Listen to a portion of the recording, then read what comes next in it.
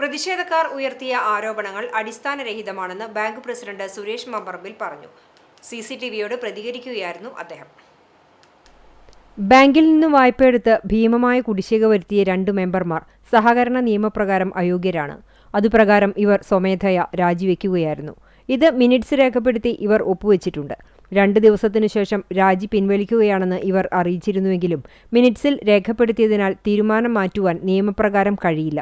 ഇതിന്റെ വൈരാഗ്യത്തിലാണ് തനിക്കെതിരെ അവിശ്വാസ പ്രമേയത്തിന് നോട്ടീസ് നൽകിയിട്ടുള്ളതെന്ന് സുരേഷ് മമ്പറമ്പിൽ പറഞ്ഞു.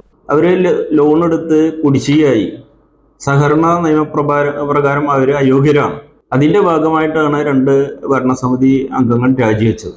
രാജിവെച്ചതിന്റെ പിറ്റേ ദിവസം രാജി പിൻവലിക്കണമെന്ന് പറഞ്ഞ് എന്നെ സമീപിച്ചു. രാജി മിനിറ്റ്സിൽ എഴുതുകയും രാജി അംഗീകരിക്കുകയും ചെയ്തത് പിൻവലിക്കാൻ കഴിയില്ല എന്ന് പറഞ്ഞതിന്റെ പിറ്റേ ദിവസം അവര് എനിക്കെതിരെ അവിശ്വാസം കൊടുക്കുകയാണ് ഉണ്ടായത്.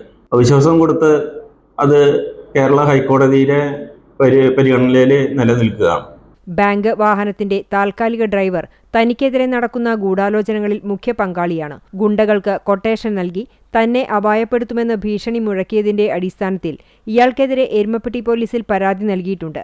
തന്നെ പുറത്താക്കി പ്രസിഡന്റ് സ്ഥാനം കൈക്കലാക്കാനുള്ള ചിലരുടെ ഗൂഢതന്ത്രമാണ് അവിശ്വാസ പ്രമേയത്തിനും പ്രതിഷേധത്തിനും പുറകിലെന്നും പ്രസിഡന്റ് സുരേഷ് മമ്പറമ്പിൽ കൂട്ടിച്ചേർത്തു. ഈ വാല്യൂ സർവീസ് സഹകരണ ബാങ്കിന്റെ ഡ്രൈവറായി ജോലി ചെയ്യുന്ന മനോജ് ഈ ഭരണസമിതിയിലെ അവിശ്വാസത്തിന് ഈ ബാങ്കിനെ എങ്ങനെ മോശപ്പെടുത്താമെന്നുണ്ടെങ്കിൽ ആ രീതിയിൽ മുന്നോട്ട് പോകുന്ന ഒരു ഡ്രൈവറെ മുന്നോട്ട് കൊണ്ടുപോകാൻ കഴിയാത്തത് കൊണ്ടാണ് അയാളെ നിർബന്ധമായി ഒഴിവാക്കേണ്ട ഒരു സ്ഥിതി. തന്നെയുമല്ല, ഈ അവിശ്വാസവുമായി ബന്ധപ്പെട്ട് ഈ വാഹനത്തിന്റെ ഡ്രൈവർ എനിക്കെതിരെ വലിയൊരു ഭീഷണി മുഴക്കുകയും അതിഥി തൊഴിലാളികളെ വെച്ച് എന്നെ അപായപ്പെടുത്താൻ ശ്രമം നടത്തുന്ന എൻ്റെ പല സുഹൃത്തുക്കളും ഇയാൾ പറഞ്ഞതായിട്ട് ഞാൻ അറിയാൻ കഴിഞ്ഞു. അതിന്റെ ഭാഗമായി എരുമപ്പെട്ടി പോലീസ് സ്റ്റേഷനിൽ ഞാനൊരു പരാതി കൊടുക്കുകയും അവരെ വിളിച്ച് കാര്യങ്ങൾ വൈസ് പ്രസിഡന്റ് ജോസേട്ടൻ അടക്കമുള്ള ആളുകളെ വിളിച്ച് അവർക്ക് താക്കീത് കൊടുത്തിട്ടുള്ളതാണ്.